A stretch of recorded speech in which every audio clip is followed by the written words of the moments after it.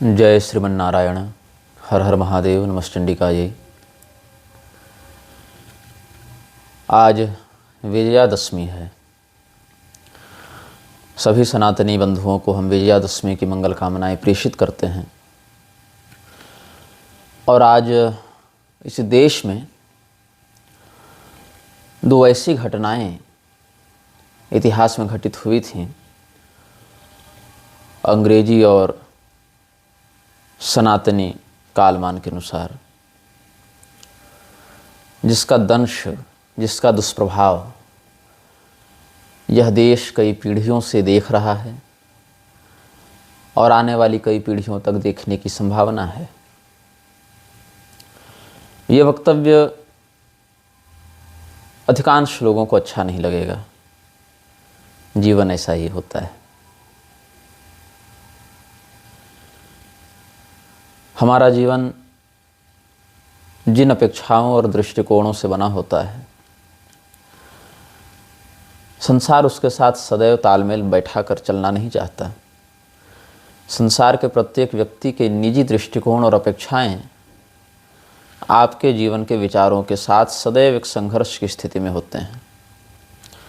कई बार वो संघर्ष सफल होता है, कई बार असफल होता है, किंतु उसका प्रभाव दूरगामी होता है, जिससे हम मुंह नहीं मोड़ सकते। मोहनदास करमचंद गांधी का जन्म 2 अक्टूबर की दृष्टि से, राष्ट्रीय स्वयंसेवक संघ विजयादशमी की दृष्टि से, ये दोनों अवांछित घटनाएं आज इस देश को जितना संकटापन्न कर चुकी हैं, इस देश के सामाजिक और भवितव्य संरचना को जितना खोखला कर चुकी हैं ये दोनों घटनाएं, उतना पिछले 100 सालों में, 150 सालों में, 200 सालों में इतने प्रभावी रूप से बहुत कम देखने को मिला है। इच्छा थी कि इस विषय पर हम मृच्छराज श्रृंखला में बात करें और करेंगे भी विस्तार से, किंतु वो बाद का विषय है।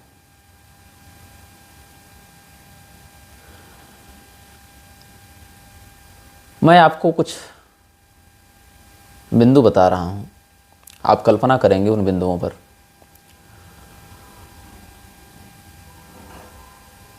आप एक चौराहे पर खड़े हैं, हल्की हल्की वर्षा हो रही है, रात के 10 बज चुके हैं। सड़क पर लगी स्ट्रीट लाइट्स धुंधली पड़ रही हैं। बारिश तेज नहीं है, लेकिन उसमें एक निरंतरता है। आप पूरे नहीं भीगे हैं, लेकिन आपके कपड़ों में बारिश की नमी का प्रभाव पड़ चुका है।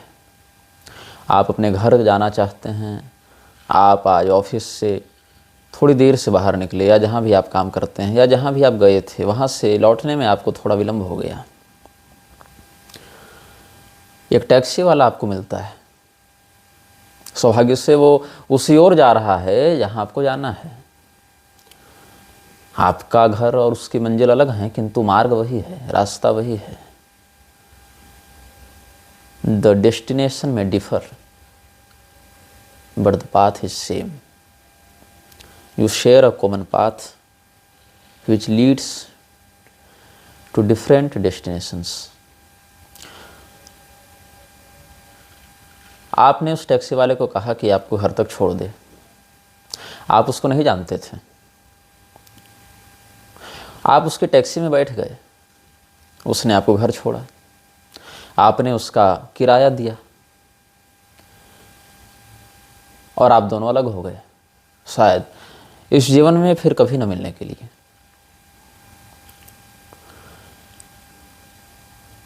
एक और दिन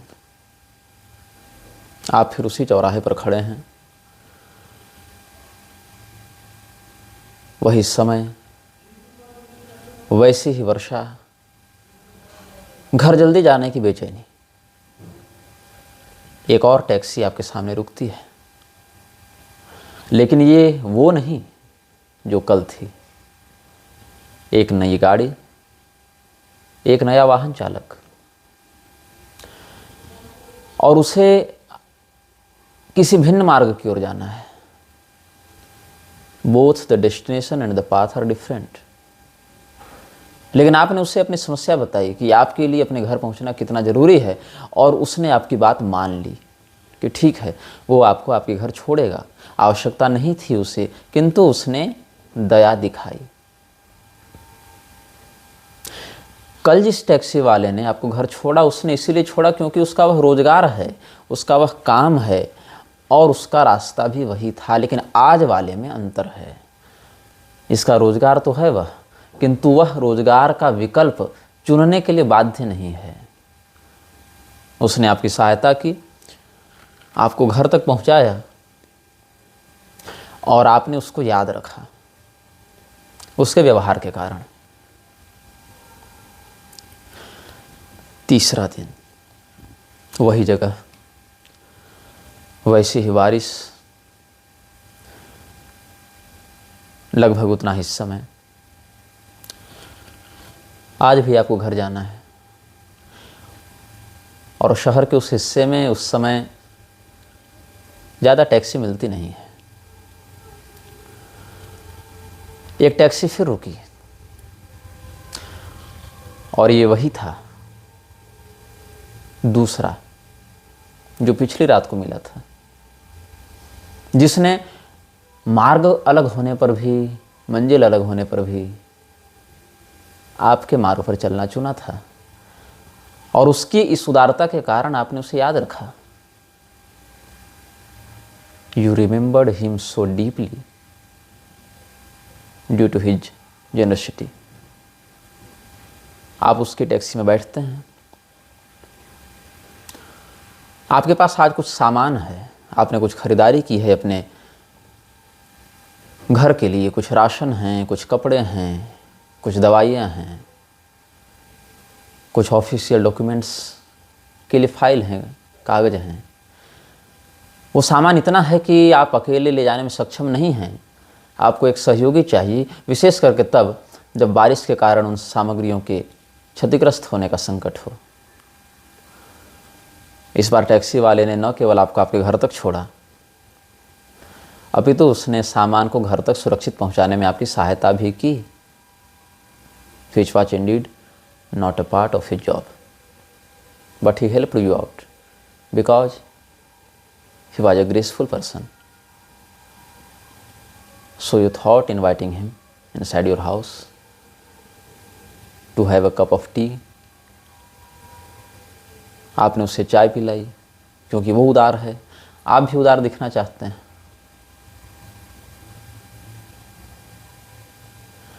उसने आपका धन्यवाद किया, चूंकि रात ज़्यादा हो रही थी, उसे अपने घर जाना था, वो चला गया। चौथी रात, वही जगह, वही बारिश। आज आपके पास सामान ज़्यादा नहीं है, बस एक छोटा सा ब्रीफकेस जो आप अपने ऑफिस या वर्क प्लेस में लेकर जाते हैं। लेकिन घर जाने की बेचैनी। आज फिर से एक टैक्सी आपके सामने रुकती है, लेकिन ये बिल्कुल नया व्यक्ति है। ये वो नहीं जो पहले दिन आया था, और ये वो नहीं जो दूसरे और तीसरे दिन आया था। ये एक बिल्कुल नया व्यक्ति है। खैर, आपको जाना है, आप गाड़ी में बैठ चुके हैं। उस टैक्सी ड्राइवर ने आपको बताया कि जिस मार्ग में आपको जाना है वहाँ पर एक बड़ा सा पेड़ गिर गया है तूफान के कारण, वो रास्ता ब्लॉक है, तो उससे एक दूसरा रास्ता लेना पड़ेगा। लंबा है, सुनसान है, पर उपलब्ध है। कम से कम उस रास्ते में 2-3 किलोमीटर लंबा ट्रैफिक जाम नहीं है, एक गिरा हुआ पेड़ नहीं है। आप देर से पहुंचेंगे, लेकिन अंततः पहुंच जाएंगे। आपने सोचा ठीक है, शहर आपका, गलियां थोड़ी सुनी लेकिन जानी पहचानी, उतनी भी अनजान नहीं जितनी किसी अनजान शहर की गलियां हो सकती।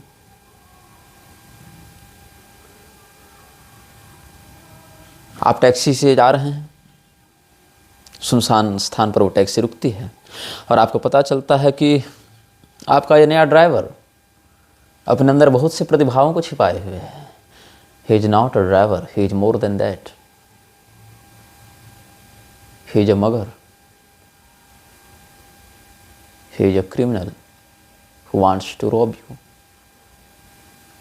He wants to kill you if you counter him. He can slit your throat with a stroke of his knife, or he can stab you in intestines, or just pluck your eyes out. You don't know. आपने अपनी सारी सामग्रियां उसे दे दी क्योंकि आपको अभी अपनी जान बचानी थी। हाँ, उसने आपको मारा नहीं, लेकिन बहुत कुछ ऐसा ले लिया जो आपके लिए बहुमूल्य था, बेशकीमती था। आपने पुलिस में रिपोर्ट कराई, लेकिन उसका कुछ पता नहीं चला। लेकिन चूंकि आपको काम पर जाना था, अगले दिन फिर आप काम पर गए। रात को उसी वक्त उसी जगह पर टैक्सी की प्रतीक्षा करते रहे। 5वां दिन, आज फिर एक टैक्सी आकर रुकती है और इस ड्राइवर का चेहरा जाना पहचाना है। ये वही था जिसने अपने काम से बढ़कर आपकी सहायता की थी, जिसको आपने अपने घर में चाय पिलाई थी। आप इसे देखकर प्रसन्न होते हैं, सुरक्षित अनुभव करते हैं। आपने उससे कुछ कहा नहीं, उसने आपसे कुछ पूछा नहीं। आपकी आंखों ने उत्तर दिया, उसकी आंखों ने सवाल किया। आप उसी गाड़ी में बैठ गए क्योंकि उससे पता है आपको कहाँ जाना है और आपको पता है कि ये आपके साथ लूट मार नहीं करेगा। 2 दिनों की घटनाओं ने आपके भीतर उसके प्रति एक विश्वास को जन्म दिया। उसने आपको हमेशा की तरह घर सलामत पहुंचाया। आज आपने उससे उसका फ़ोन नंबर मांगा ताकि आप ये सुनिश्चित कर सकें कि यदि वो उपलब्ध है, यदि वो खाली है, तो प्रतिदिन वो आपको आपके ऑफिस से आपके घर तक छोड़े। You want to become his regular passenger to avoid any inconvenience और सिक्योरिटी थ्रेट्स। आपने उसका नंबर लिया, आप रोज आने लगे उसके साथ। वो आपको जानता है, आपके घर वालों को जानता है, आपकी दिनचर्या को जानता है। 3 महीने तक उसने आपको रोज ऑफिस से घर छोड़ा। अब वो आपके लिए कोई टैक्सी ड्राइवर नहीं रहा, बल्कि एक सहयोगी बन चुका है। जिस टैक्सी ड्राइवर ने पहले दिन आपको घर छोड़ा, वो कभी इस जगह तक नहीं पहुंच पाया, इस रिश्ते को नहीं बना पाया।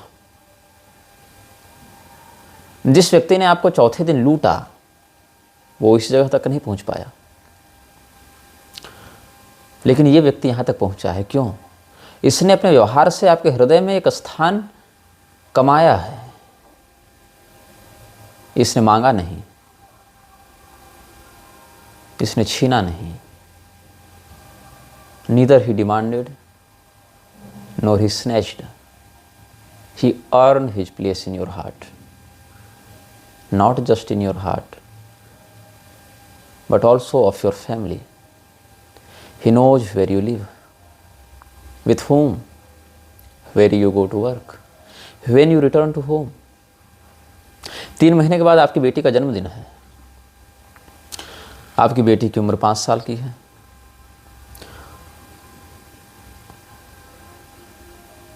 आप उसके लिए कोई उपहार ले जाना भूल गए। आपसे ऐसी उम्मीद नहीं की जाती थी, लेकिन आप भूल गए। आपकी बेटी ने आपको याद नहीं दिलाया, क्योंकि पिछले साल आपने उसके लिए एक सरप्राइज प्लान किया था। आपने जानबूझकर भूलने का नाटक किया था और अचानक से आपने उसे सरप्राइज दिया एक बहुमूल्य उपहार के साथ। आपकी बेटी को लगा शायद आप इस साल भी ऐसा ही करेंगे, लेकिन इस साल आप सच में भूल चुके थे। काम का तनाव था। जब आप घर पहुंचते हैं, आपकी बेटी इस बात की प्रतीक्षा कर रही थी कि आपने उसके लिए कुछ उपहार खरीदा होगा। वो आशा भरी नज़रों से आपकी ओर देखती है, आपको गले लगाने के लिए आपकी ओर दौड़ती है। आपकी वो 5 साल की बेटी, उसकी वो चमकती आंखें जिसमें एक उम्मीद है, उसके पीछे आपकी पत्नी खड़ी है। उसे पूरा विश्वास है कि आप उसके लिए कोई उपहार लेकर आए होंगे और आप नहीं लेकर आए हैं।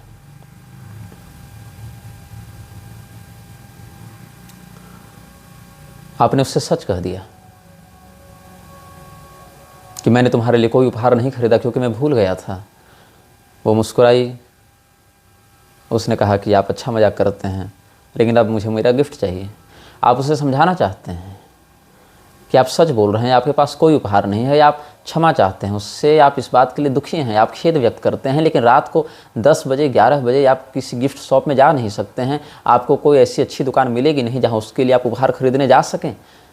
और उसी समय आपके पीछे से आपका ड्राइवर पुकारता है कि सर, आप शायद ये भूल गए। उसके हाथों में गिफ्ट बॉक्स है। वो कहता है कि आप गाड़ी की पिछली सीट पर अपनी बेटी के लिए लिया हुआ गिफ्ट भूल गए थे। आपको भी नहीं पता ये कैसे हुआ। आपका ड्राइवर आपकी बेटी के लिए गिफ्ट लेकर आया था। उसे याद था आपकी बेटी का बर्थडे, लेकिन उसने ये नहीं कहा कि मैं गिफ्ट लेकर आया हूं। उसने आपके रिश्ते को बचाया।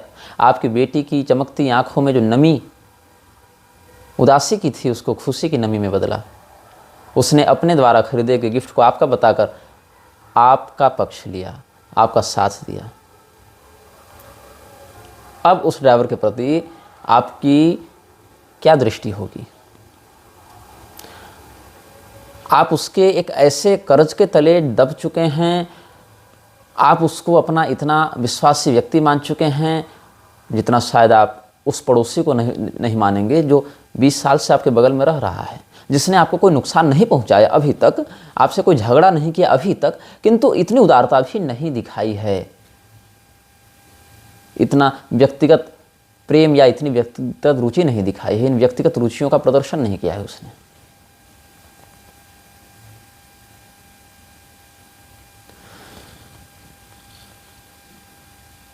दो 3 महीने और बीते।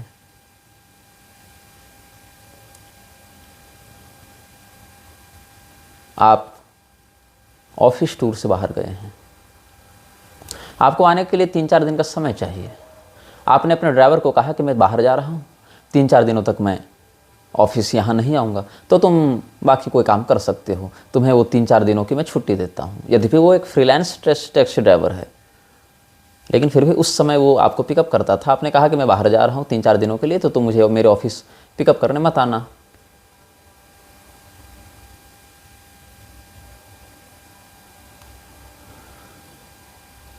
आपने अपने 3 दिनों का टूर पूरा किया। जब आप वापस आ रहे थे, आपके पास एक कॉल आया आपके नज़दीकी थाने से, पुलिस स्टेशन से कॉल आया। उसने बताया कि वो ड्राइवर जो रोज़ आपको घर छोड़ता था, वो आपके घर में घुसा, आपके घर के बहुमूल्य वस्तुओं की चोरी का प्रयास किया और मना करने पर आपकी पत्नी और आपकी बेटी की हत्या करके भाग गया। हालांकि अब वो पुलिस की गिरफ्त में है, लेकिन इतना कुछ होने के बाद चौथे दिन के टैक्सी ड्राइवर ने जब आपको सुनसान सड़क पर लूटा था, उस घटना से आपको जितना सदमा, जितना झटका नहीं लगा होगा, उससे कहीं ज़्यादा झटका और सदमा आपको इस घटना से लगा। क्यों? क्योंकि आप जिस पर विश्वास करते हैं कि वो हमारी सुरक्षा करेगा, हमारा सम्मान करेगा, वो हमारा हितैषी है, अगर उसके माध्यम से आपको क्षति पहुंचाई जाए, it's hard to recover, it's hard to believe, it's hard to forgive, it's harder to forget.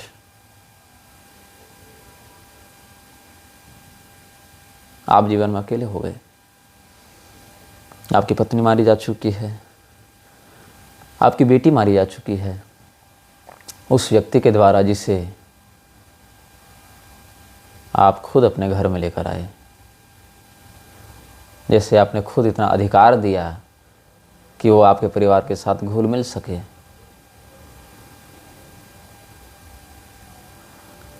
यही है आरएसएस और हिंदुओं का रिश्ता। बहुत कम लोग इस रिश्ते को इतनी सूक्ष्मता से सोचते हैं या समझते हैं।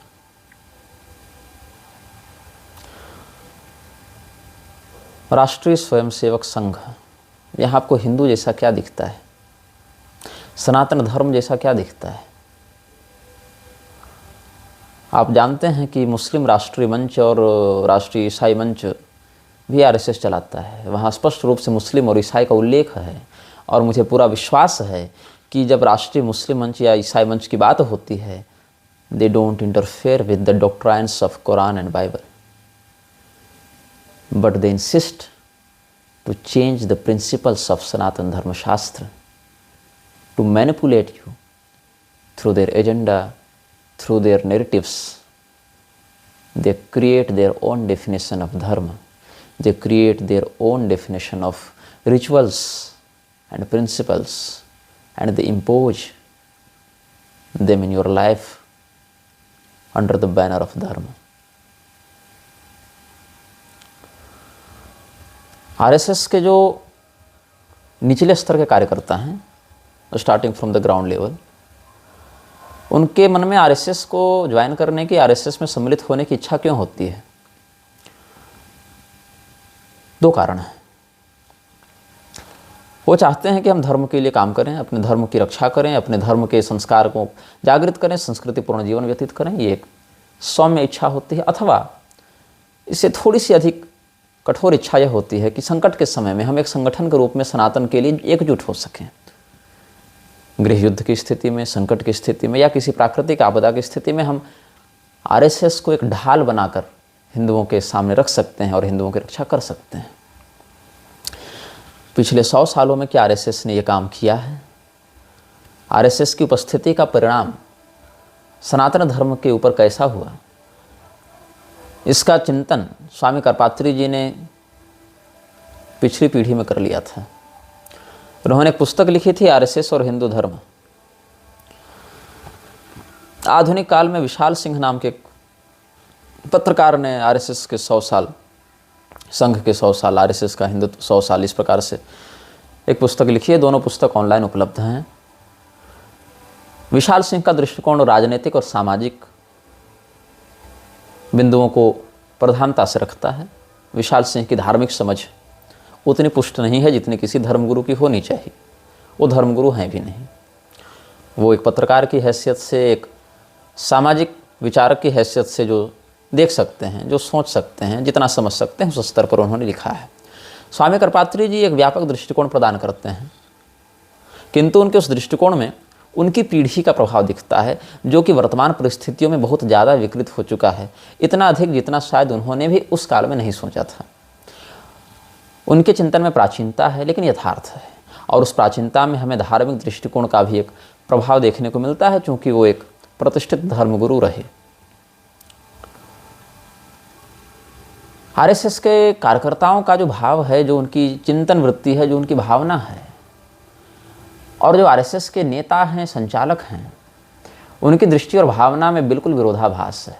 मुझे स्मरण है 2003 की एक घटना, जब झारखंड के राजभवन में उस समय के तात्कालिक राज्यपाल, जो अब स्वर्गीय हो गए, एम रामा जोइस, और मेरे पिताजी बैठे थे, मैं भी बगल में ही था। उन्होंने मेरे पिताजी को एक परामर्श दिया था, एक सलाह दिया था। उन्होंने कहा था कि आप अपने पुत्र को नेताओं से दूर रखिएगा। वो इसकी प्रतिभा का प्रयोग अपने स्वार्थ के लिए करेंगे। They will use you, they will manipulate you, and after their desire is fulfilled they will throw you.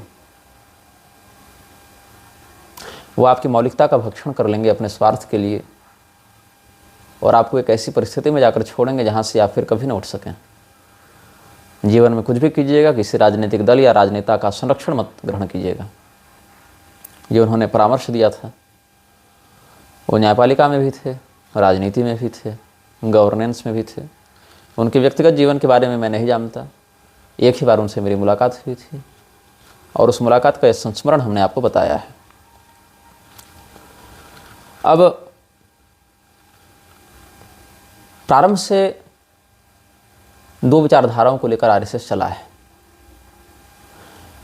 हिंदुओं को यह लगता है कि यह संस्था हिंदुओं की है, हिंदुओं के लिए है, हिंदुओं को इससे बल मिलता है। हाँ, हो सकता है कि इसने हिंदुओं के नाम पर बहुत सारे काम किए हों, लेकिन उसमें इन्होंने सनातन धर्म की मौलिकता को नहीं, अपितु हिंदुओं की एक नई कल्पित परिभाषा को स्थापित करके उसके आधार पर अपना काम किया है। दक्षिण में लिंगायतों का, वीर शैवों का एक समुदाय स्वयं को सनातन धर्म से अलग करने की मांग करता रहा है। आप उस सामाजिक संक्रमण की जड़ में जाएंगे तो आपको आरएसएस का प्रभाव दिखेगा। हालांकि वहाँ पर बहुत सी अलगाववादी पार्टियां भी काम कर रही हैं, लेकिन वीरशैव और लिंगायतों का जितना अच्छा संबंध आरएसएस से है उतना दूसरी पार्टियों से नहीं है। पहले उन्होंने स्वयं को सनातन धर्म से अलग घोषित करने की मांग की, फिर उस मांग के आधार पर आरक्षण की मांग की। वीरशैव और लिंगायतों के यहाँ प्रमाण के रूप में क्या माना जाता है? शैवागम। शैवागमों का अध्ययन आप करेंगे तो वहाँ वेद को प्रमाण मानते हैं, वर्णाश्रम व्यवस्था को प्रमाण मानते हैं, हर उस बात को प्रमाण मानते हैं जो शास्त्रीयता की परिसीमा में आता है। ब्रह्मसूत्र का श्रीकर भाष्य श्रीपति पंडित ने लिखा तो किस संप्रदाय के आधार पर लिखा, और उस संप्रदाय के आधार पर चलने वाले लोग स्वयं को सनातन धर्म से अलग क्यों मानना चाहते हैं? हिंदू एक धर्म नहीं, एक जीवन पद्धति है। ऐसी टिप्पणियां जिन लोगों के माध्यम से व्यक्त की गई समय समय पर, क्या वो आरएसएस से प्रभावित नहीं थे? अगर ये केवल जीवन पद्धति है और इसमें समावेशी प्रवृत्ति का स्थान है तो उच्छृंखलता किसे कहते हैं? क्या प्रत्येक अधर्म को, प्रत्येक उच्छृंखलता को, प्रत्येक मानसिक और सामाजिक विकृति को सनातन धर्म की उदारता के नाम पर सनातन धर्म का एक हिस्सा बनाने का षड्यंत्र इन लोगों के द्वारा नहीं किया जा रहा है? क्या जिन लोगों के ऊपर सनातन धर्म की रक्षा का विश्वास किया गया था, क्या वही लोग अंततः इसके चीरहरण का निमित्त नहीं बन रहे हैं? श्रीकर भाष्य जब श्रीपति जी ने लिखा शैवागमों के आधार पर, शिव पुराण के आधार पर, शिवबोधिनी श्रुतियों के आधार पर, तो वीरशैव और लिंगायत सनातन धर्म से अलग कैसे हो गए? विवेकानंद आदर्श है आरएसएस का। विवेकानंद के बनाए रामकृष्ण मिशन में आज भी ईसा मसीह की पूजा होती है। कई बार शास्त्रीय देवी देवताओं के स्थान पर स्वयं रामकृष्ण और शारदा की पूजा करने लगे हैं वो लोग, व्यक्ति पूजा के नाम पर। भगवती कालिका की पूजा का जो शास्त्रीय विधान है उस पर रामकृष्ण मिशन के कथित सन्यासी नहीं चलते दिखते हैं। अपितु कई बार वो कोर्ट जा चुके हैं स्वयं को अल्पसंख्यक दर्जा दिलवाने के लिए कि हम हिंदू धर्म का हिस्सा नहीं हैं। लोग कहते हैं अपनी संपत्तियों को सरकार के अनैतिक कानूनों से बचाने के लिए उन्होंने ऐसा किया। वो चाहते तो स्वयं को सनातन धर्म का अभिन्न अंग बताकर आरएसएस के माध्यम से एक ऐसा जन आंदोलन खड़ा कर सकते थे कि सरकार अपनी नीतियां बदलने को विवश हो जाती, लेकिन उन्होंने ऐसा नहीं किया। आरएसएस ने ऐसा नहीं किया। उन्होंने स्वयं को सनातन धर्म से अलग करने की मांग की, और ये अच्छा है सनातन धर्म के लिए। हमारे शरीर से अगर कोई सड़ा हुआ अंग काट कर अलग कर दिया जाए तो हमारे शेष अंगों की रक्षा हो सकती है, और जब वह अंग स्वयं को खुद ही अलग करना चाहे तो आपत्ति नहीं है। आपत्ति तब होती है जब उन लोगों को तुम सनातन धर्म का बौद्धिक आदर्श बनाकर प्रस्तुत करते हो। अब काशी में इतने मंदिर तोड़े गए, इतने देवालयों का विध्वंस हुआ, वृंदावन में हो रहा है, कामाख्या में होने वाला है, उज्जैन में, अलग अलग स्थानों पर कॉरिडोर के नाम पर, विकास के नाम पर, जैसे किसी के बाप की संपत्ति हो या अम्मा दहेज में लेकर आई हो, ये लोग मंदिरों को तोड़ रहे हैं, ध्वस्त कर रहे हैं। आरएसएस ने कभी इनके विरुद्ध आंदोलन क्यों नहीं किया?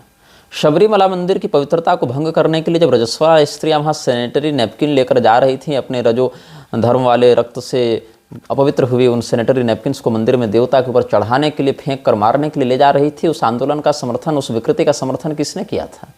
आरएसएस ने इंसिस्ट किया था कि सबरीमला मंदिर में ये हो। कोर्ट ने सपोर्ट किया था उस विकृति को। धर्मनिरपेक्षता ने भारत को जितनी क्षति पहुंचाई है, धर्मनिरपेक्षता की आड़ में आरएसएस ने जितनी क्षति पहुंचाई है, उतना बाकियों ने नहीं पहुंचाया है। मैं कांग्रेस की तुलना करूंगा उस चौथे दिन के टैक्सी ड्राइवर से जिसने आपको सरेआम लूटा, आपको बताया कि हाँ हम डकैत हैं, हम तुम्हें लूटेंगे। I respect Sonia Gandhi and Mamata Banerjee more than Mohan Bhagwat और Narendra Modi because they torture Hindus without any filter. They don't demean you by saying that they will protect you. They are not there with you. They are there to destroy you, defame you, torture you, harass you. And they never deny this truth. They never pretend to be your protector, your savior. They reveal their true faces. What they are, what they want, what the method they use to make you feel miserable. But RSS holds many filters. They create many hindrances between the truth and your position. They don't let you to see the truth. They display the truth within their own colors. They are the wolf hiding under the skin of a sheep. I respect my enemy with no filters.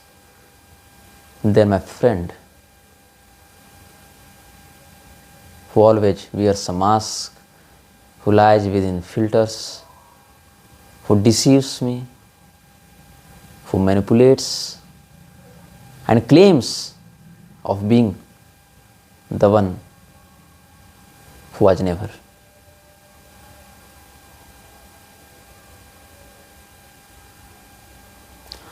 RSS ने मंदिरों की सुरक्षा के लिए कभी आंदोलन नहीं किया। श्री राम जन्मभूमि का आंदोलन भी आरएसएस का नहीं था, आरएसएस ने बाद में हाईजैक किया। आरएसएस की ओर से कितने वकील खड़े किए गए थे या कितने गवाह दिए गए थे राम मंदिर के पक्ष में? एक भी नहीं। तो RSS snatches away the credit of revolutions, of proceedings, of victory or fate, whatever the term should be. Chandrachud ने बयान दिया कि बाबरी मस्जिद के फैसले को चैलेंज भी किया जा सकता है। चंद्रचूड़ के कथन का विरोध आरएसएस ने किया, मेरी जानकारी में नहीं। आरएसएस ने गवई के बयान का विरोध किया भगवान विष्णु वाले प्रकरण में, नहीं। अपितु आरएसएस ने गवई की मां को अपने कार्यक्रम का अतिथि बनाकर आमंत्रित किया और गवई की मां ने मानो एक तमाचा मारते हुए इनके मुंह पर, तमाचा नहीं, थूकते हुए इनके मुंह पर ब्रूटली मना किया और कहा कि हम बाबा साहब अम्बेडकर के सिद्धांतों पर चलने वाले लोग हैं। बाबा साहब अम्बेडकर के सिद्धांतों पर तो आरएसएस भी चलने का दावा करता है। आरएसएस का एक गुलाम है, नाम है धीरेन्द्र शास्त्री, वो तो अम्बेडकर की मूर्ति पर माल्यार्पण कर रहा था। दूसरा गुलाम है नरेंद्र मोदी, जिसने बारंबार कहा है कि मेरा जीवन बाबा साहब के सिद्धांतों को समर्पित है। अम्बेडकर ने अपने जीवन में ये नहीं चाहा था कि महिलाएं राजनीति में आएं। He never wanted the women to be member of parliament. Ambedkar के सिद्धांत पर चलने का दावा करने वाले लोग राजनीति से महिलाओं का निष्कासन क्यों नहीं करते हैं? इस अनुसरण में इतना दोगलापन क्यों है?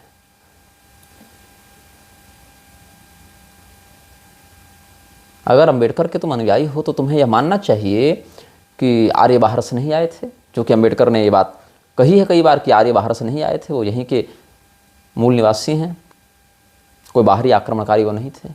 आज अम्बेडकर के नाम पर जितने लोग जेएनयू में या अलीगढ़ में या और जगहों पर या यादवपुर में यूनिवर्सिटी में जहाँ जहाँ हल्ला कर रहे हैं, कि तुम लोग विदेशी ब्राह्मण हो, बाहर जाओ, यूरेशिया जाओ। उन्हें यूरेशिया का शाब्दिक अर्थ भी पता है। Europe and Asia are referred as Eurasia in a combined term. Europe और एशिया का सम्मिलित नाम यूरेशिया है। तो भारत भी इस अनुसार यूरेशिया है, जापान भी इस अनुसार यूरेशिया है, तुर्की भी इस अनुसार यूरेशिया है,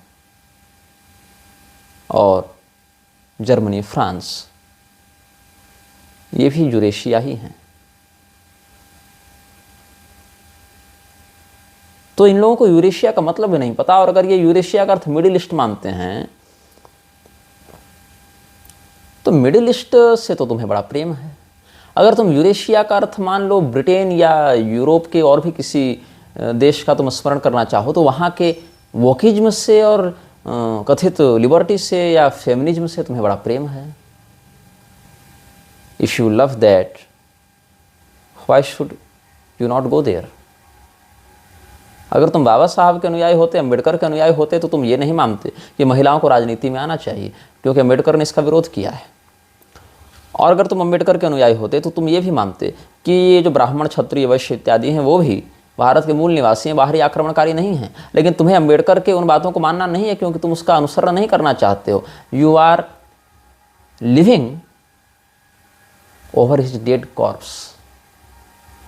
शवभक्षी हो तुम अम्बेडकर के, शवभक्षी हो तुम गांधी के। उसके मरे शरीर के ऊपर गिद्ध के समान अपना पेट पालने वाले हो तुम लोग। आरएसएस ने यह कहा था कि सामाजिक समरसता को ध्यान में रखने के लिए, उसको बनाए रखने के लिए, बीफ खाने वाले के साथ सोशल हार्मनी करने के लिए उसके कृत्य को सहन करना चाहिए। क्यों कहा ऐसा? आरएसएस का एक सामान्य हिंदू कार्यकर्ता गाय बचाने के लिए लड़ रहा है, गोरक्षक बनकर तस्करों के विरुद्ध लड़ रहा है। क्यों? वो अपनी जान क्यों दे रहा है? उसी आरएसएस की पैदाइश, वैचारिक पैदाइश, नरेंद्र मोदी कहता है गोरक्षक गुंडे होते हैं। उसी आरएसएस की वैचारिक पैदाइश से बनी जो मध्य प्रदेश की सरकार है, वो बीफ पर टैक्स फ्री रेगुलेशन लगाती है सपोर्ट में। आधुनिक हिंदुओं की नई शेरनी कंगना रणावत कहती है कि बीफ खाने में कोई बुराई नहीं है। चुनावी घोषणाओं में भाजपा कई राज्यों में गोमांस सस्ता करने की बात करती है। अमित शाह ने कई बार कहा है कि देश में गोमांस पर प्रतिबंध नहीं लगेगा, ऐसा भी बयान आया है। गौमाता को राष्ट्रमाता घोषित करने की सरकार की कोई मंशा नहीं है, ये सरकार का आधिकारिक बयान है। भाजपा ने गोहत्यारों के माध्यम से कई 100 करोड़ का चंदा लिया है, ये सूचना पब्लिक डोमेन में है। और आरएसएस का कार्यकर्ता गाय बचाने के लिए मर रहा है और उसे लगता है कि हमारे नेता हमारा साथ देंगे अगर हम किसी संकट में पड़ेंगे। ये सम्मोहन है या मूर्खता, ये मैं नहीं जानता, लेकिन ये समाज का एक तथ्य है। तो मोहन भागवत ने यह कहा कि तुम्हारे बगल में अगर कोई गाय खा रहा हो तो तुम्हें सामाजिक समरसता का ध्यान रखते हुए उसको सहन करना चाहिए। मुझे आश्चर्य नहीं होगा अगर कल को आरएसएस सार्वजनिक रूप से बयान दे कि अगर घर में तुम्हारे घुसकर कोई तुम्हारी बहन का तुम्हारे आंखों के सामने बलात्कार कर रहा हो तो भी सामाजिक समरसता को ध्यान में रखते हुए तुम्हें चुप रहना चाहिए। अब हमारे ग्रंथों में तो इसकी मनाही है। कोई हिंदू अगर धर्मशास्त्रों को पढ़ेगा तो जानेगा गाय का महत्व क्या है। तो आरएसएस के पास एक और स्कीम है। उसका कहना है कि ग्रंथ पुराने हो गए, इनको बदल देना चाहिए, समय के अनुसार बदलाव होना चाहिए। किंतु आरएसएस की ही संस्थाएं, राष्ट्रीय मुस्लिम मंच या ईसाई मंच कभी बाइबल या कुरान में बदलाव की बात नहीं करती हैं। इसे ब्लेस्फेमी कहा जाएगा, ये मृत्युदंड के तुल्य अपराध माना जाएगा।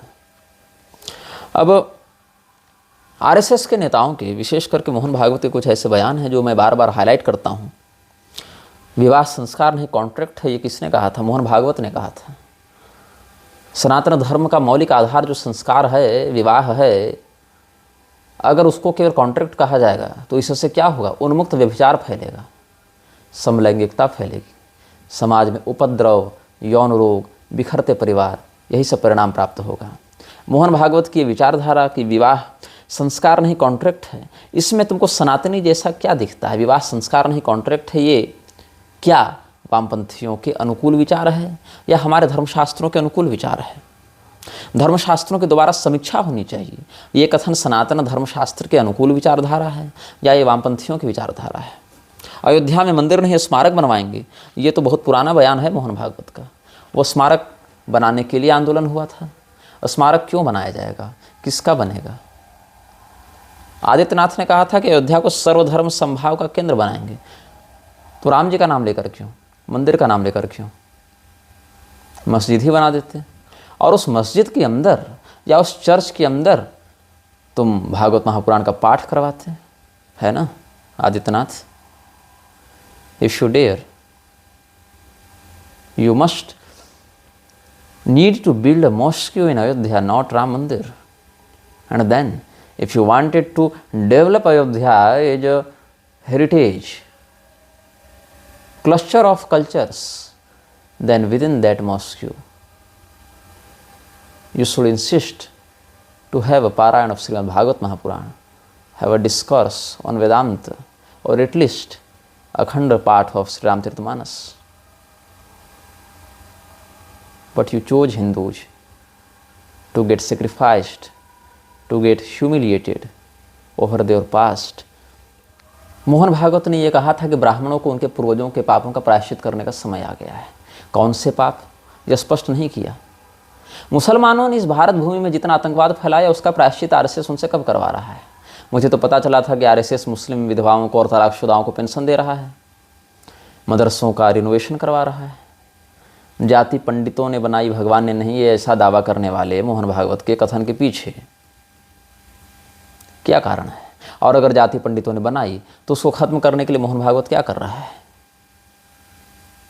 अलग अलग आरक्षणों का प्रावधान मंगवाकर, बनवाकर, प्रस्ताव लाकर, एफआईआर से जाति का नाम हटाकर, किंतु जाति के आधार पर वोट मांगते हुए जातीय जनगणना करवाकर। चाहते क्या है आप लोग? इसीलिए मैंने कहा कि आरएसएस शुरू से दो विचारधाराओं पर चलता है। एक वो विचारधारा जिसका वो दावा करता है कि वो मानता है, दूसरा उसकी असली विचारधारा जो इस देश और राष्ट्र के लिए एक बहुत बड़े षड्यंत्रपूर्ण संकट को जन्म देने वाली है।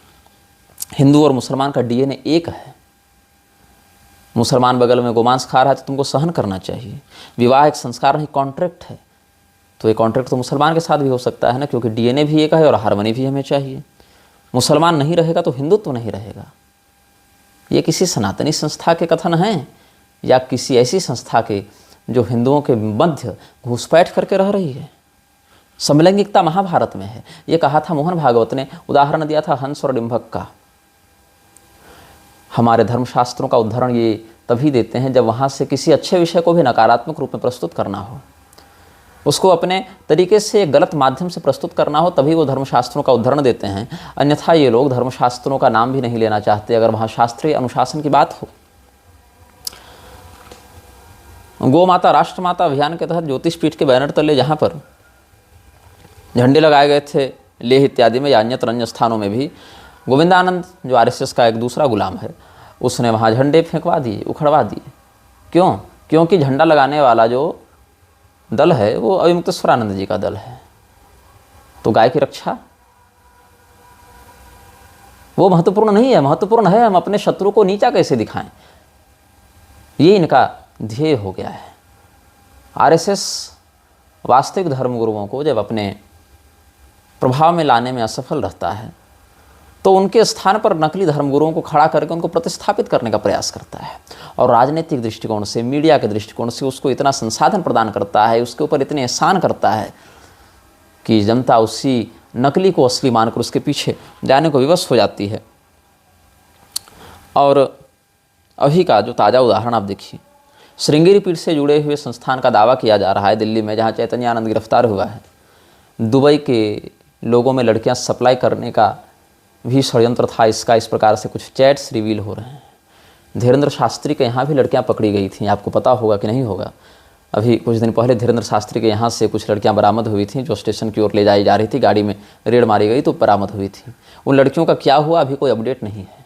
धीरेन्द्र शास्त्री भी दुबई जाता है बू अब्दुल्ला के पैसे से।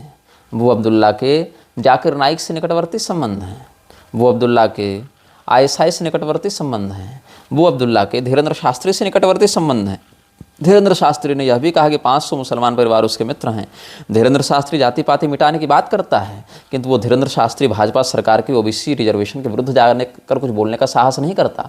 वो धीरेन्द्र शास्त्री गवई के विरुद्ध बोलने का साहस नहीं करता।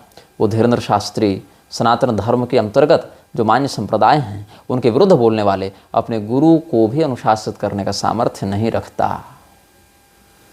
लेकिन लोग आशा करते हैं, हिंदू आशा करता है कि वैसा व्यक्ति सनातन धर्म के उत्थान के लिए, उसकी सुरक्षा के लिए कार्य करेगा। RSS सभी मुसलमानों का कन्वेंशन करवा रहा है। आई लव मोहम्मद के बाद भी मोहम्मद की विचारधारा क्या है ये RSS नहीं जानता या हम नहीं जानते क्या। लेकिन RSS ने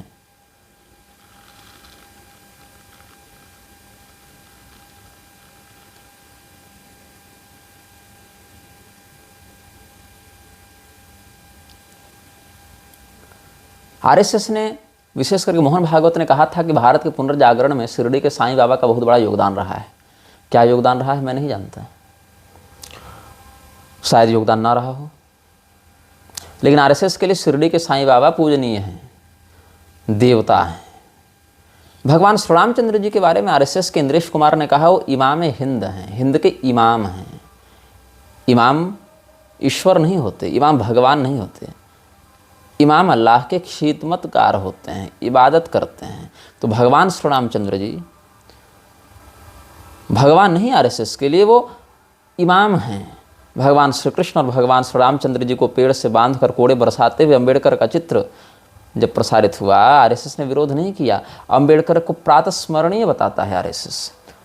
हिंदुओं की बहन बेटियों का बलात्कार करने वाले गुंडों को जब मुलायम सिंह ने कहा था कि लड़के हैं, लड़कों से गलतियां हो जाती हैं, उस मुलायम सिंह ने जब गोलियां चलवाईं और हिंदुओं का नरसंहार करवाया, उस मुलायम सिंह को जब पद्म विभूषण दिया RSS के द्वारा खड़ी की गई पार्टी के नेता नरेंद्र मोदी ने, तब कोई भी, not a single politician came in front of the parliament और the hall of disgrace to oppose this.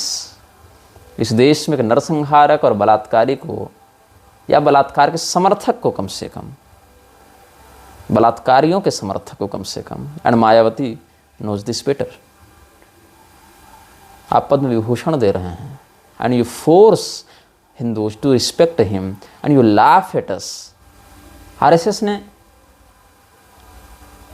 कभी इस बात का विरोध नहीं किया कि हर हर महादेव के स्थान पर हर हर मोदी के नारे क्यों लग रहे हैं। RSS ने कभी इस बात का विरोध नहीं किया कि प्रदीप मिश्रा ने अमित शाह को भगवान शिव का अवतार बता दिया। RSS ने इस बात का भी विरोध नहीं किया कि क्यों भगवान विष्णु का अवतार बताया जा रहा है नरेंद्र मोदी को। RSS ने इस बात का भी विरोध नहीं किया कि गवई ने भगवान विष्णु का अपमान क्यों किया। RSS ने अभी हाल की घटना भगवान श्री रामचंद्र जी का जो पुतला दहन किया गया तमिलनाडु में, उसका भी विरोध नहीं किया RSS ने। RSS ने रामचरितमानस को जलाने की बात करने वाले स्वामी प्रसाद मौर्य के विरुद्ध जब FIR नष्ट कर दिया गया, क्वैश कर दिया गया, उसका भी विरोध नहीं किया। RSS ने भगवान श्री रामचंद्र जी को इमाम हिंद बता दिया, कोड़े बरसाते अम्बेडकर को प्रातस्मरणीय बताते हैं वो लोग, बाबा साहब का सिद्धांत हमारे लिए अनुकरणीय है ऐसा बताते हैं। और RSS ने यह भी कहा कि हिंदुओं को 50 साल के लिए या जितने भी समय के लिए अपने देवी देवताओं को भूल जाना चाहिए। और आपको लगता है कि RSS हिंदुओं की संस्था है, RSS हिंदुओं के लिए काम कर रही है। आप हमारे ग्रंथों को समाप्त करना चाहते हैं, आप हमारे देवी देवताओं को भूल जाने के लिए कहते हैं, आप हमारे देवी देवताओं का जब चित्रण करते हैं तो उनको एक नकारात्मक और गलत तरीके से प्रस्तुत करते हैं, और आप चाहते हैं कि RSS को हम हिंदुओं की संस्था और प्रतिनिधि के रूप में स्वीकार करें। ये संभव है? ये किसी भी स्वस्थ मानसिकता के शास्त्रज्ञ से संभव है? RSS ने जिस जिस व्यक्ति को अपने प्रभाव में लिया है उसकी बुद्धि समाप्त हो गई है, नष्ट हो गई है, भ्रष्ट हो गई है।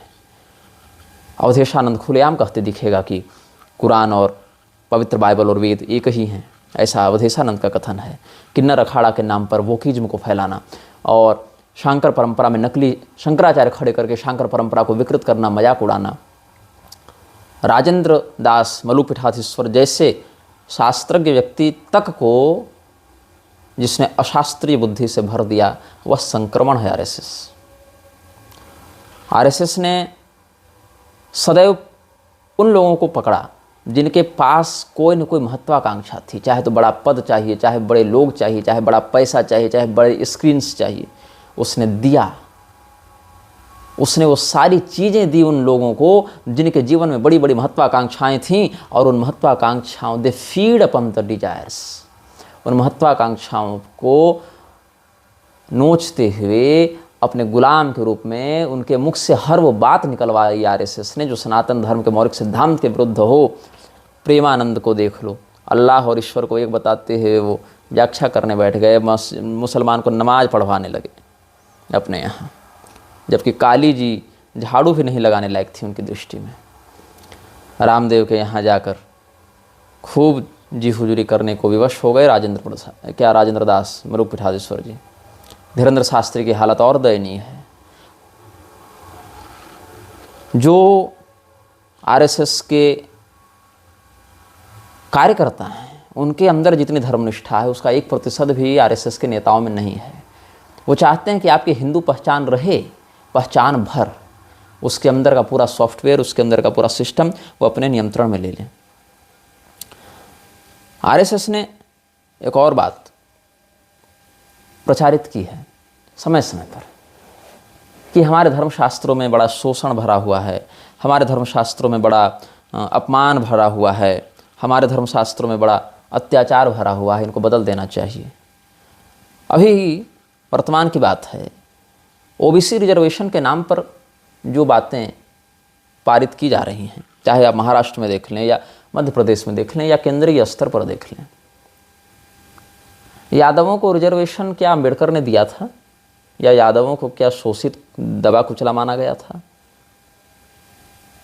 जिस समय आरक्षण का नियम आया था उस समय कितनी जातियों को आरक्षण दिया गया था और किस आधार पर दिया गया था और कितने समय के लिए और किस उद्देश्य से दिया गया था? बाद में जिन जातियों को उसमें जोड़ा गया, क्यों जोड़ा गया? उन जातियों को जब जोड़ा गया तो उन जातियों को क्या कहकर जोड़ा गया कि अत्याचार हुआ था? तो अत्याचार किया किसने था? ब्राह्मणों ने। यदि ब्राह्मणों ने अत्याचार किया था तो तुम्हारे इनिशियल रिजर्वेशन से लेकर अपडेटेड रिजर्वेशन के बीच में कर दिया क्या? तुम तो कहते हो 5000 साल से शोषण चल रहा था। अब जो शंबूक का उदाहरण देकर ये लोग कह रहे हैं, ये ऋषि शंबूक का वध कर दिया राम जी ने, इसीलिए राम जी ने अत्याचार किया या जातिवादी मानसिकता से ग्रस्त थे, इसीलिए हमको आज रिजर्वेशन मिलना चाहिए। अच्छा, आरएसएस रामभद्राचार्य को प्रामाणिक धर्मगुरु मानता है या नहीं? मैं तो रामभद्राचार्य को आरएसएस के गुलाम से अधिक कुछ नहीं मानता, लेकिन आरएसएस क्या रामभद्राचार्य को प्रामाणिक धर्मगुरु मानता है कि नहीं? देखो, मैं तो नहीं मानता, लेकिन क्या आरएसएस मानता है कि नहीं, ये महत्वपूर्ण है। क्योंकि रामभद्राचार्य ने यह दावा किया है कि शंबुक वध की घटना कभी घटित नहीं हुई, ये प्रक्षिप्त है। प्रक्षेप किसने कर दिया? मुसलमानों ने और जैनियों ने और बौद्धों ने और कभी कभी अंग्रेजों ने। अलग अलग समय पर वो अलग अलग लोगों को जिम्मेदार ठहराते हैं। तो रामभद्राचार्य की अगर औकात हो, और मध्य प्रदेश की ही है बात, तो कहीं प्रामाणिक रूप से कि शंबुक वध गलत है और नहीं हुआ था। हालांकि शंबुक वध हुआ था, लेकिन उसके पीछे के कारण और उसके पीछे के परिणाम कुछ और थे, वो ऐसे नहीं थे जैसा प्रस्तुत किया जा रहा है। तो एक और तुम हमारे धर्मशास्त्रों से हिंदुओं की आस्था हटाने के लिए कहते हो कि ये इस ग्रंथ का ये भाग ही पूरा प्रक्षिप्त है, मिलावटी है। हमारे धर्मशास्त्र बाद में मिलावट से विकृत कर दिए गए। ये आरएसएस के ही द्वारा प्रायोजित धर्मगुरु एक नैरेटिव सेट करते हैं।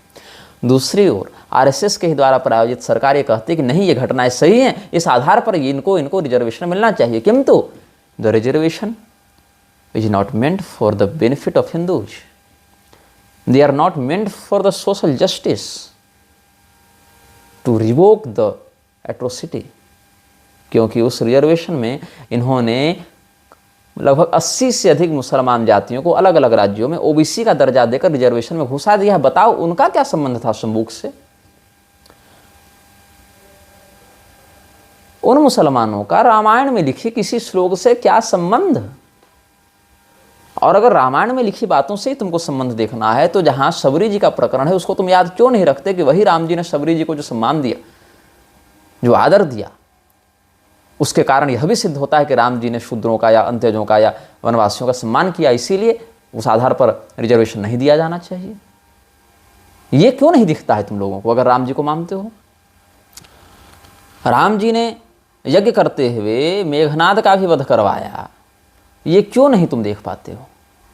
और मेघनाद और रावण इत्यादि तो जन्म की दृष्टि से विश्रवा के दृष्टिकोण से ब्राह्मण थे और माता के दृष्टिकोण से राक्षस थे, तो ब्रह्म राक्षस कोटि के थे, न पूरे ब्राह्मण थे न पूरे राक्षस थे। और राम जी ने शंबुक को जो मारा, उसके बाद उसके साथ क्या हुआ?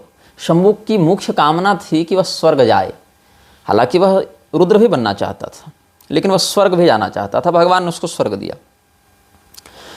जिस प्रकार की तपस्या का अधिकार जिसे नहीं है, उस प्रकार की तपस्या उसके लिए विपरीत फलदायिनी होती है, साथ ही अन्य लोगों के लिए भी होती है। तो आनंद रामायण में इस बात को स्पष्ट किया गया कि शंबुक का मरना इसीलिए आवश्यक था क्योंकि उसकी उस तपस्या के दुष्परिणाम से सभी जातियों के लोग मर रहे थे। 7 लोगों की मृत्यु हो चुकी थी, जिसमें ब्राह्मण, क्षत्रिय, वैश्य, शूद्र सभी थे। कौशिक रामायण के अनुसार शंबुक स्वास्थ्य अधिकारी था, मुख्य स्वास्थ्य अधिकारी, chief medical officer of Ayodhya was Shambuk. वो कोई दलित, शोषित, कुचला नहीं था, गेजेटेड पदाधिकारी था वह। लेकिन अपने काम को छोड़कर वह तपस्या करने चला गया और भगवान के राज्य में स्वास्थ्य बाधा हो गई और महामारी की भी संभावना उसकी तपस्या के कारण हो गई थी। कौशिक रामायण में, आनंद रामायण में और वाल्मीकि जी के आर्ष रामायण में, इन तीनों में इस बात का समन्वय स्थापित किया गया है पद्म पुराण आदि के संदर्भ के साथ। हमने इस पर 2 ग्रंथ लिखे हैं, मूरख हृदय नचेत और उसका पहला भाग उत्तरकांड प्रसंग एवं संन्यासाधिकार विमर्श। किंतु आरएसएस से प्रायोजित जो लोग होते हैं, जिन्होंने राम जी का प्रयोग सदैव अपनी रोजी रोटी के लिए किया, सदैव अपना पेट भरने के लिए किया, अपनी वासना के लिए राम नाम का प्रयोग किया, ऐसे कुमार विश्वास, ऐसे मनोज मंतशीर या ऐसे रामभद्राचार्य या ऐसे धीरेन्द्र शास्त्री या जैसे राजन जो रामकथा करते हैं, ऐसे लोग इन धर्मशास्त्रों के रहस्यों को न जानते हैं, न जानना चाहते हैं, अपितु वो अपनी मूर्खता का प्रसारण करके लोगों को मूर्ख बनाते हैं, हिंदुओं को मैनिपुलेट करते हैं, अपने धर्मशास्त्रों के प्रति एक और अश्रद्धा उत्पन्न करते हैं, उन्हें प्रक्षिप्त बोलकर, दूसरी ओर उसी बात का आश्रय लेकर हिंदुओं के विरुद्ध अलग अलग कानून बनाते हैं। अच्छा, राम जी ने तो रावण को भी मारा था, तो रावण को मारा तो रावण के वंशजों को मिलना चाहिए कि नहीं आरक्षण? राम जी ने बाली को मारा तो बाली के वंशजों को आरक्षण मिलना चाहिए कि नहीं? भगवान कृष्ण ने जरासंध को मरवाया, शिशुपाल को मारा, तो क्षत्रियों को भी तो मारा गया, कंस को भी मारा गया। जन्म की दृष्टि से, कुल की दृष्टि से कंस भी क्षत्रिय था। अब तुम कहोगे तपस्या करने के कारण नहीं मारा, लेकिन शंबुक की तपस्या का उद्देश्य क्या था और वो वास्तव में कौन था जो शंबुक के रूप में वहां था? मध्वाचार्य जी ने इसे स्पष्ट किया है। शंबुक जंघासुर नाम का राक्षस था, वास्तव में कोई मनुष्य नहीं था, मनुष्य के वेश को धारण करने वाला वो जंघासुर नाम का राक्षस था। एंड राक्षस come in all shapes and size. कभी वो कबंध के रूप में आए, कभी विराट के रूप में आए, कभी शंबुक के रूप में आए, कभी रावण के रूप में आए। जिस रूप में आया उसको मारा गया, राम जी ने मारा। देवराज इंद्र ने तपस्या करते हुए विश्वरूप को मारा, उनको ब्रह्महत्या लगी थी। तपस्या करते हुए शूद्र को मारा तो शूद्रों को आरक्षण मिलना चाहिए, तपस्या करते हुए ब्राह्मण को मारा गया तो ब्राह्मणों को क्यों नहीं मिलना चाहिए? और ये कथा उसी महाभारत में वर्णित है जहां से तुम एकलव्य को लेकर आए हो, तो ब्राह्मणों को आरक्षण क्यों नहीं मिलना चाहिए? जब देवराज इंद्र ने निरपराध विश्वरूप को मारा, जबकि शंबुक की तपस्या का दुष्परिणाम हो रहा था, विश्वरूप की तपस्या का कोई दुष्परिणाम भी नहीं था, फिर भी उन्हें मार दिया गया तपस्या करते हुए, तो ब्राह्मणों को आरक्षण इस आधार पर क्यों नहीं मिलना चाहिए? ब्राह्मणों के ऊपर अत्याचार हुआ, यह सिद्ध क्यों नहीं हुआ? परशुराम जी ने कर्ण को अपने आश्रम से निकाल दिया, ये कहते हुए परशुराम जी को क्षत्रिय द्रोही बताते हो। परशुराम जी ने भीष्म पितामह को शिक्षा दी, ये कहते हुए भीष्म पितामह के आधार पर तुम क्षत्रियों को सम्मानित क्यों नहीं मानते हो परशुराम जी के द्वारा? अथवा परशुराम जी ने कार्तवीर्य अर्जुन का संहार किया या बहुत से क्षत्रिय कुलों का संहार किया, तो इस आधार पर ब्राह्मणों ने क्षत्रियों का शोषण किया, ये नैरेटिव आरएसएस क्यों नहीं चलाता है? इस आधार पर क्षत्रियों को रिजर्वेशन देना चाहिए। अथवा उन्हीं हय वंशी क्षत्रियों ने भृगुवंशी ब्राह्मणों का व्यापक नरसंहार किया, गर्भवती स्त्री और बच्चे तक को मार डाला था, ये भी महाभारत में ही वर्णन है। तो क्षत्रियों ने ब्राह्मणों का शोषण किया, ये नैरेटिव क्यों नहीं चलाते हैं आरएसएस वाले? और इस आधार पर क्षत्रियों को शोषक घोषित करके ब्राह्मणों को ही शोषित घोषित कर दो और ब्राह्मणों को आरक्षण दे दो। कोई काम तो करो। परशुराम जी का उदाहरण करके क्षत्रियों को शोषित और ब्राह्मणों को शोषक घोषित कर दो। या हय वंशियों का भृगुवंशियों के ऊपर जो नरसंहार हुआ, वहाँ हय वंशियों को शोषक और ब्राह्मणों को शोषित घोषित करके वहाँ पर काम कर लो। ये दोनों बातें नहीं कर रहे हो। अच्छा,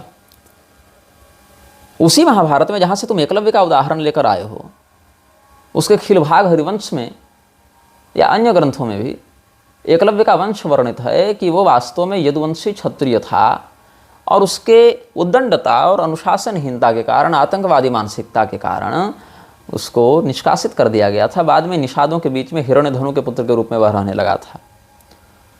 गुरु द्रोणाचार्य ने एकलव्य को शिक्षा नहीं दी, अंगूठा काटा उसका। इसके पीछे कारण था कि गुरु द्रोणाचार्य कोई सार्वजनिक गुरुकुल नहीं चलाते थे, वो केवल हस्तिनापुर और उससे संबंधित राज्यों के राजकुमारों को शिक्षा देते थे। वो वहाँ के राजगुरु थे। अच्छा, वो राजगुरु के पद पर पहुँचे कैसे? राजा द्रुपद ने इतना अपमानित किया द्रोणाचार्य जी को, जिसके वो अधिकारी थे नहीं उस अपमान के। एक ब्रह्मास्त्रवेत्ता महागुरु अपनी शक्ति का प्रयोग करके चाहता तो किसी भी क्षण इस पृथ्वी का सम्राट बन सकता था, लेकिन उन्होंने संतोष, त्याग और क्षमा को चुना था, सहनशीलता को चुना था। ऐसे व्यक्ति का पुत्र गाय का दूध पीने के लिए तरस रहा हो, उसकी गरीबी का तुम अनुमान लगा सकते हो। और विशेष करके तब जब राजा ने उसको नकार दिया, उसका तिरस्कार करके दरबार से लौटा दिया, और जिस राज्य ने उसको शरण दी वो उस राज्य के प्रति निष्ठा नहीं रखे, तो क्या अम्बेडकर के प्रति रखे? धर्मपाल की पुस्तक ब्यूटीफुल ट्री या डॉक्टर त्रिभुवन सिंह की पुस्तक शूद्र कौम थे, इसकी समीक्षा, इन बातों में मेरा कई बार मतभेद भी है, किंतु एक मुख्य बिंदु यह है कि अम्बेडकर के जन्म से पहले भी शूद्रों की संख्या गुरुकुलों में ब्राह्मणों से अधिक थी, अलग अलग विद्याओं में। यहाँ तक कि अम्बेडकर भी किसी आरक्षण के कारण ये स्कूल नहीं गया, और वो स्कूल में भी उसके साथ कई बार भेदभाव शूद्र वर्ण के ही अन्य लोगों ने किया। तो शोषण कौन कर रहा था, शोषित कौन हो रहा था? और अम्बेडकर ने अपने जीवन में क्या उन सभी जातियों को गिना जो आज रिजर्वेशन ले रही हैं? नहीं गिना। तो इसका अर्थ अम्बेडकर की नज़र में उन जातियों का शोषण नहीं हुआ था।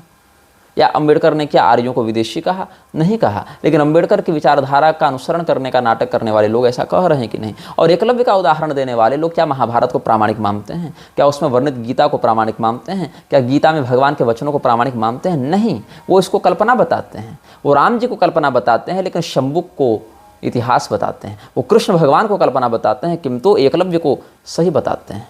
वो हमारे दुर्गा, विष्णु इत्यादि देवी देवताओं को कल्पना बताते हैं, लेकिन महिषासुर और हिरण्यकशिपु को वास्तविक बताते हैं। किस बौद्ध ग्रंथ में महिषासुर और हिरण्यकशिपु का वर्णन तुमने पढ़ा? कहाँ पढ़ लिया तुमने?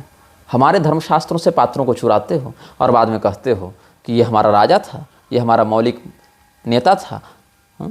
हम अशोक के समय इतने समृद्ध थे, चंद्रगुप्त हमारा नेता था। तो फिर जब चंद्रगुप्त और अशोक सब तुम्हारे ही नेता थे और तुम्हारे ही राजा थे, और तुम राजाओं के वंश से संबंध रखते थे, तो फिर 5000 साल तक प्यासे क्यों मर रहे थे? वो शोषण किया किसने था?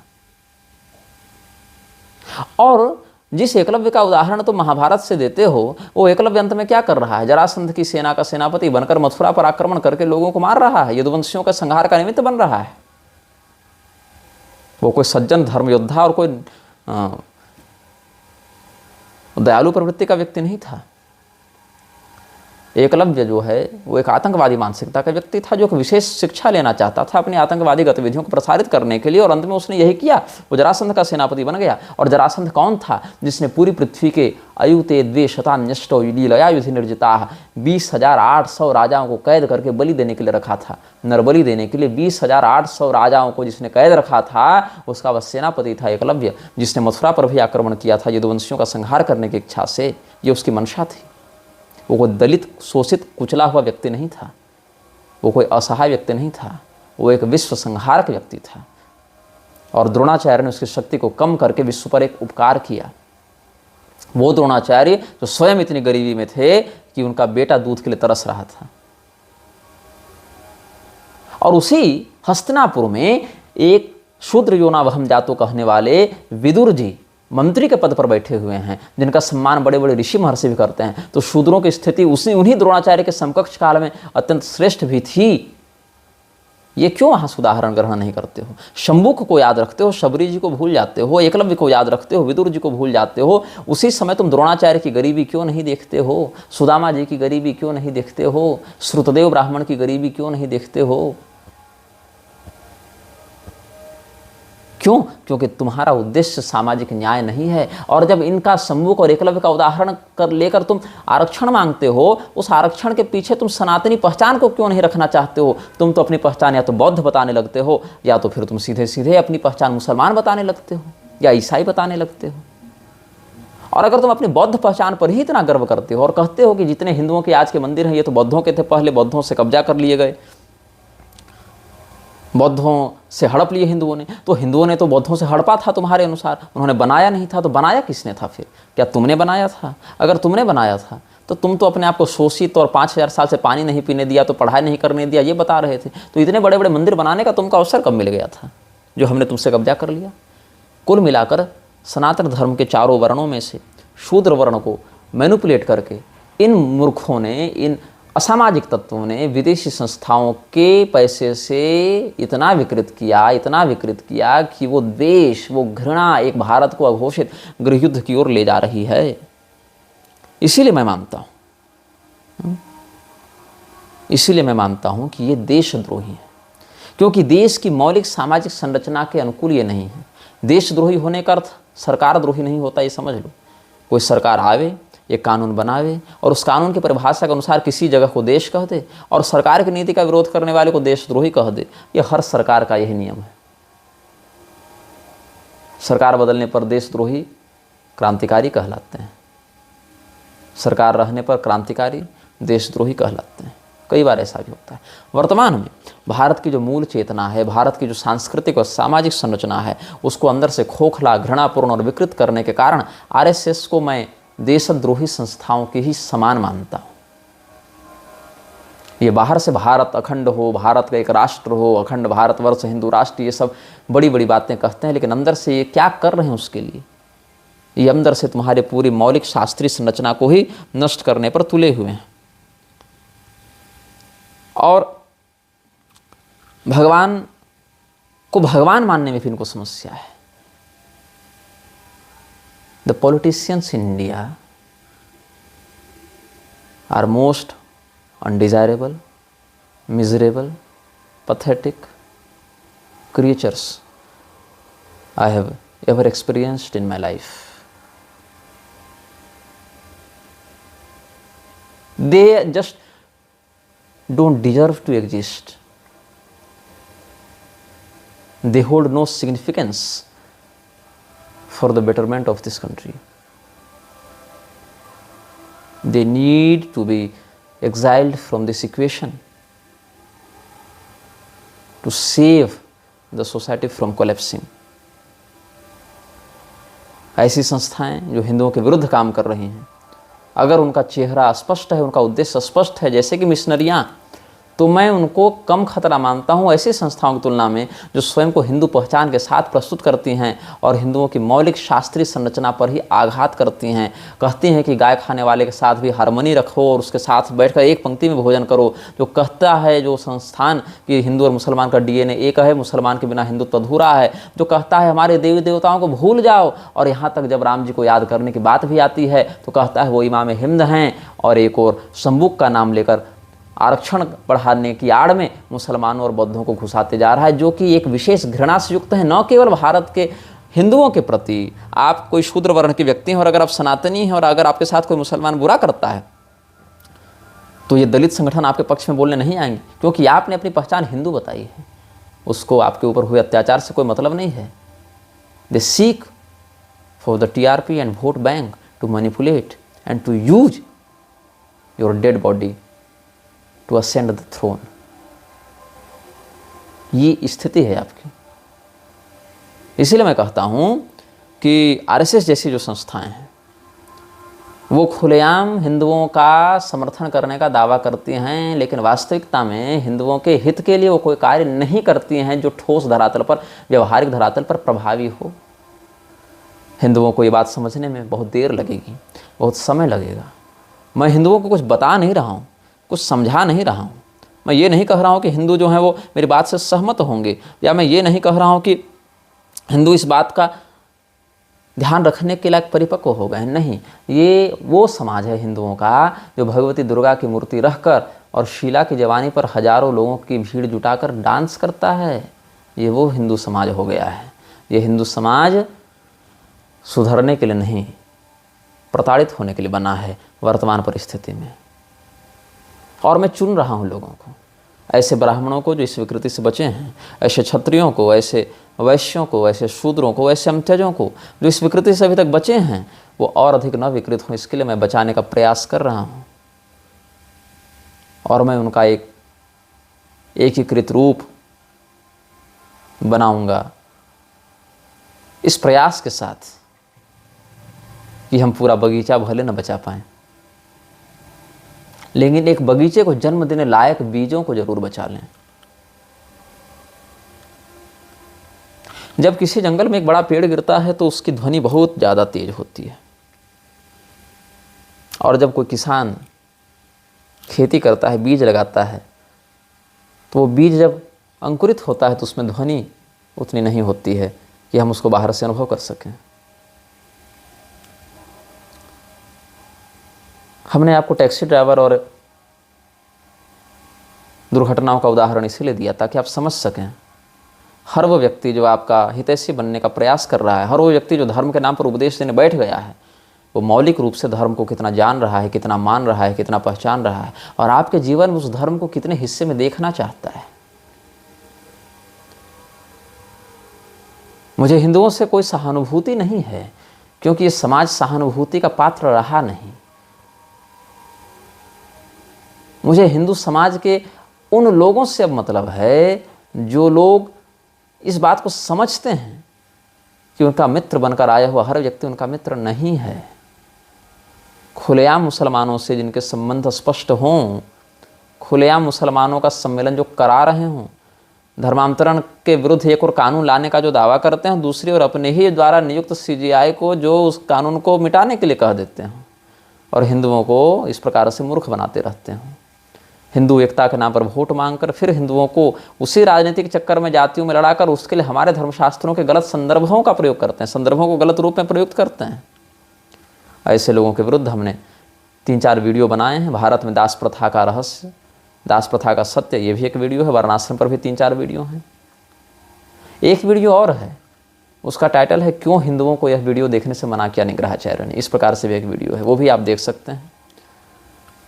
और मैंने जिन 4 पुस्तकों का नाम लिया, स्वामी करपात्री जी की एक पुस्तक, विशाल सिंह की एक पुस्तक, और मेरी 2 पुस्तक, उनको आप अमेजन, फ्लिपकार्ट से भी प्राप्त कर सकते हैं।